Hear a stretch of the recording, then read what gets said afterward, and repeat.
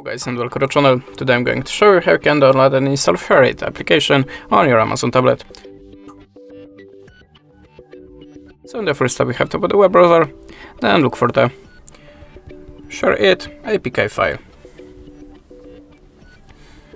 Now choose the one of the site. I'm always using the APK Pure. Remember, this is an unofficial store, so you're making it at your own risk. Now choose download APK, and I have the APK Pure application, so I was redirected from the web browser to this app. But if you don't have this app, don't worry, you can download it with your web browser, of course. Okay, so in the app we have to click the install. Now just open the open. And how you can see, the application works perfect. And now you can transfer your data without any cable. That's it. Thanks for watching. Leave us a subscribe or a comment, and goodbye.